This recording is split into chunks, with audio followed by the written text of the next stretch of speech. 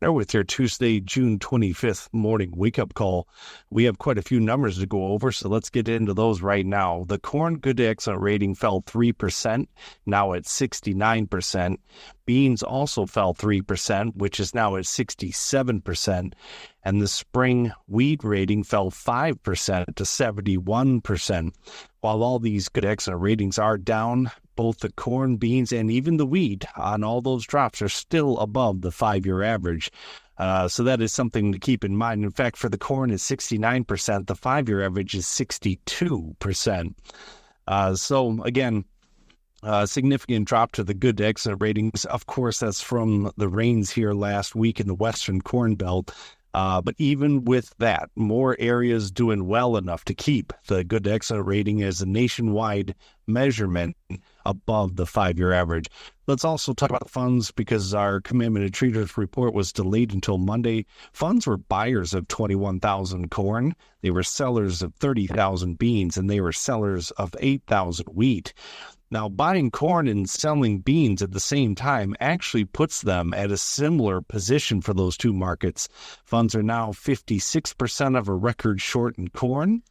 And over in the beans, they are at 62% of a record short. So in the big picture, 56% corn, 62% beans, that's a fairly similar position for those two markets. Now, that size of a record short position, we're not at the 80 or 90% record short where you can go ahead and start assuming they're going to stop selling. But of course, 1 week of buying in corn does not imply that they're going to start short covering week after week in corn. So as it comes to the funds, it's actually just best to assume they could go either way, and we need to be watching out for what they do, and just know that they might either choose to buy or sell. So let's just keep a close watch on them. Also, the acreage estimates for Friday's report, we have numbers on that. The corn is expected to go up 317,000 acres. Beans are expected to go up 243,000 acres, and wheat up 159,000 acres.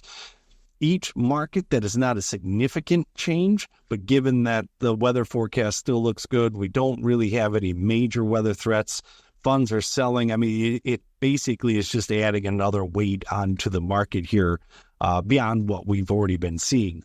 Also to mention, both corn, December corn, and November beans are now at 2.5-year lows. Some had assumed this was contract lows because it had been such a long time since we've been down to these levels.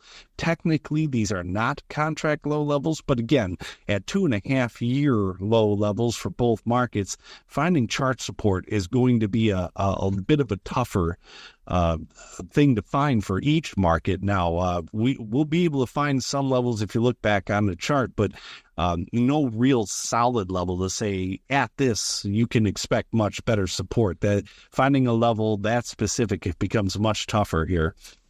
In cattle, we had a difference of an opinion here. The nearby contracts, June and August, remained 100% focused on box beef and cash trades, while the contracts from December on out reacted to the higher than expected 104.3% placements. That is actually something we could see continue here. While the nearby, especially August, which is the lead speculative contract, not really affected at all by that placement. So with box beef still grinding higher, with a 15,000 lower show this week and a packer profit level of $8.75, you have three ingredients to go ahead and start the week with an assumption of another $1 to maybe $2 higher cash trade.